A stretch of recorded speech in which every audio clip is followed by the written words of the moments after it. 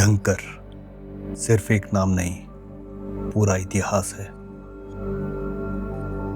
मिट्टी और पत्थरों से बनी ये मोनेस्ट्री लगभग 1000 साल बाद भी इस चट्टान पर ऐसे टिके हैं जैसे यहाँ वक्त रुक सा गया हो।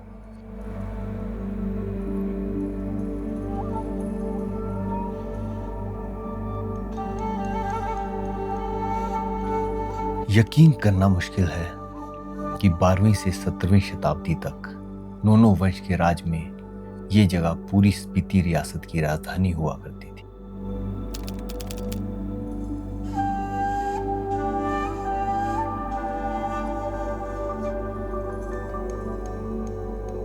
और ये है नई मोनेस्ट्री, बौद्ध परंपरा की वही पुरानी आस्था, बस एक नई इमारत में, जिसका उद्घाटन स्वयं दलाई लामा द्वारा 2009 में किया गया था। लेकिन हम यहाँ सिर्फ इन मोनेस्ट्रीज को देखने नहीं आए थे। ढंकर के ऊपर इन पहाड़ों में एक झील है, पूरी तरह से जमी हुई। यही थी हमारी मंजिल।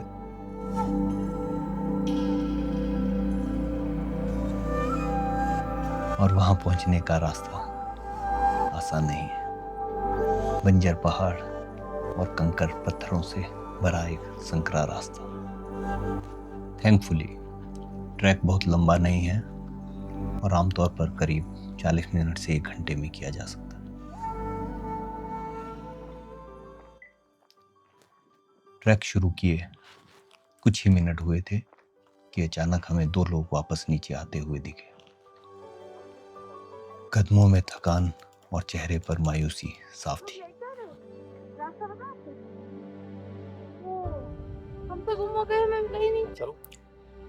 ये दोनों थे तनप्रीत सिंह और सिमरन, अमृतसर से।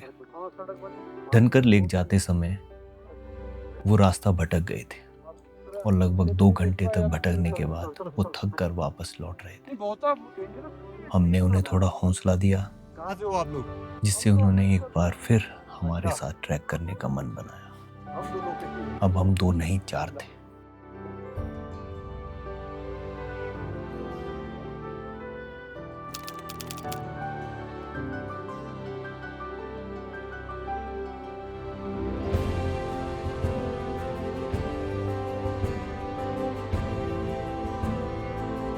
रास्ते में अचानक हमारी नजर पड़ी हिमालयन आइबेक्स के एक झुंड पर। इन जानवरों ने स्पीति के हार्श क्लाइमेट के हिसाब से खुद को अडेप्ट कर लिया है और ये ऊंचे सूखे पहाड़ ही अब इनका असली घर है।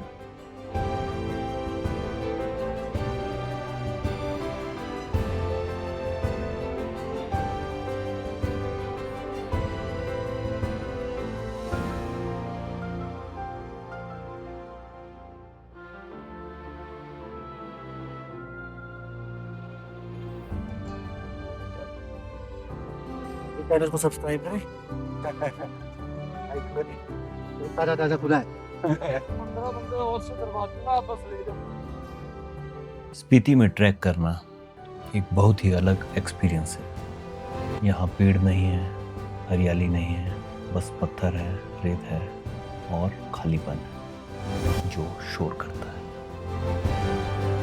जैसे जैसे ऊंचाई बढ़ती है, सांस फूलने लगती है, लेकिन नज़र जितनी दूर जाती है उतना ही महसूस होता है कि प्रकृति कितनी विशाल है और हम कितने छोटे।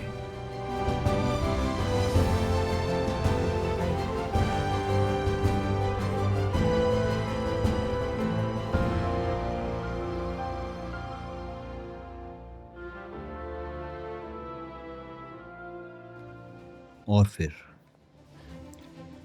लगभग 40-45 मिनट्स की ट्रैकिंग के बाद हमारे सामने वो नज़ारा था जिसके लिए हम यहाँ तक आए थे। ढंकर लेक, जो कि पूरी तरह से जमी हुई थी। It was an amazing experience, hard to express in words.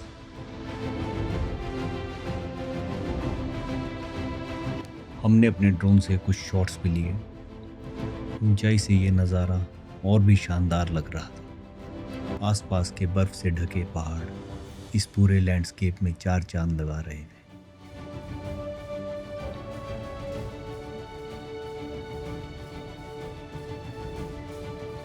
लोक कथाओं की माने तो एक बार शिवजी और नंदी इस जगह से गुजर रहे थे और जब नंदी को प्यास लगी तो महादेव ने उसकी प्यास बुझाने के लिए इस झील का निर्माण किया और साथ ही वरदान दिया कि इस झील में पानी कभी भी खत्म नहीं होगा।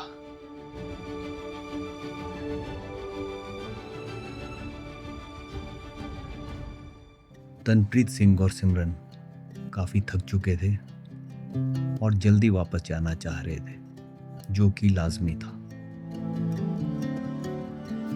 सर एडमंड हिलेरी ने कहा था, it is not the mountain we conquer but ourselves. और इन दोनों से मिलकर ये बात सही लगी।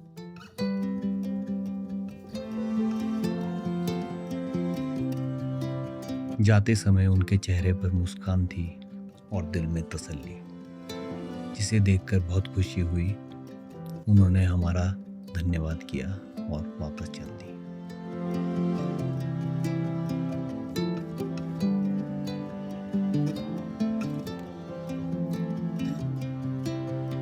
हमने उस व्यू को थोड़ा और एंजॉय करने के लिए वहां थोड़ी देर और रुकने का फैसला किया।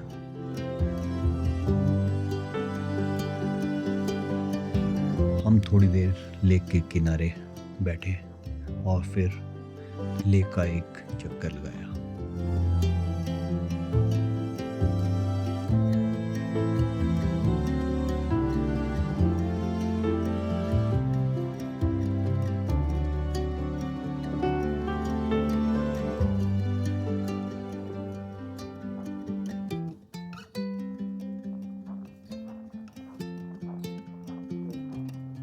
आखिरकार भारी मन से हमने भी वापसी का फैसला लिया।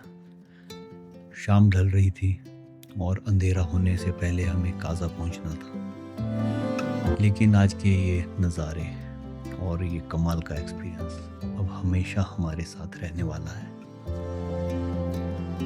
अगर आपको ये वीडियो अच्छी लगी हो तो चैनल को सब्सक्राइब करें, वीडियो को लाइक करें, कमेंट करें और ज़्यादा से ज़्यादा शेयर करें। धन्यवाद।